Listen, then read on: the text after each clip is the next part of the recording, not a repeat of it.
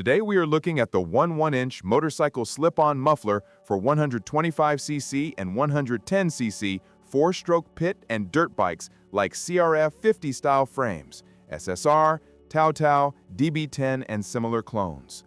You will find a link to purchase this and other models at a discount in the description below the video. You can place your order right now. In this video, I am using a screen recording instead of live shots from the garage. There were technical issues with filming, so you will be seeing the product page while I walk through what matters in real use. Did you know that the best discounts on Amazon last only a few hours? That's why I launched 2 channels where I publish the highest discounts on Amazon products in real time every day.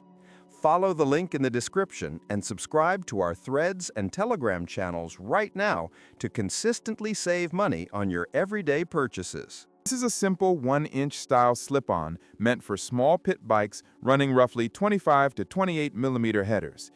If your stock pipe is close to that, this muffler usually slides on with minor adjustment. The idea is straightforward: low price, quick install, louder, and slightly freer flowing than stock. In the box, you normally get the muffler body, a clamp, an adapter, and a bracket. It is enough to mount it, but expect to spend time lining things up because tolerances are loose. Build quality is what you expect for a budget exhaust. From a distance, it looks clean, but close up you see uneven welds, thin hardware, and rough edges. The can is light, which is good for small bikes, but also means it does not feel as solid as branded options. If you ride hard, check the bolts after the first few sessions. Expecting OEM-level reliability without any attention is not realistic. Sound is where most riders either like it or regret it. Compared to stock, this muffler is clearly louder with a sharper tone and more bark when you crack the throttle. On a 125cc pit bike, it sounds more open. On a backyard learner bike, it can be too much for the neighbors. There is basic baffling, but it is not quiet. If your area is noise sensitive, be ready to repack it or look for a milder option. On performance, gains are small but real if your original muffler was restrictive or rusted out. Throttle response can feel a bit cleaner in the mid-range, and the engine revs with less strain. It is not a race system, and it will not transform a 110 into something wild. Most bikes run it without a full rejet, but if you get popping on decel or a lazy top end, plan on a minor jetting tweak. Think of it as a sound and feel tweak, more than a horsepower mod. Fitment is the most common headache. Because this one model is sold for several frames, the bracket holes do not always line up. On some CRF 50 style and SSR setups, it bolts on with a slight twist to the bracket.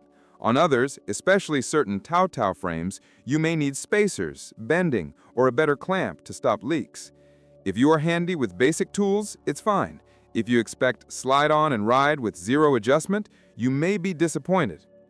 Over time, a few weak spots show.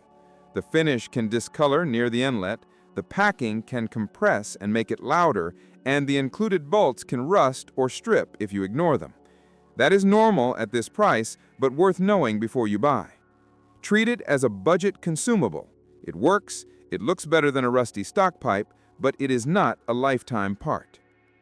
Overall, this 1/1-inch slip-on muffler makes sense if you want a cheap, simple way to change the look and sound of a small pit bike, and you're okay with some DIY fitting and checks. If you want cleaner welds, guaranteed bolt-on fit, and quieter performance, look at higher-end systems. If this walkthrough helped you, hit like, subscribe to the channel, and stay tuned for more straightforward gear reviews.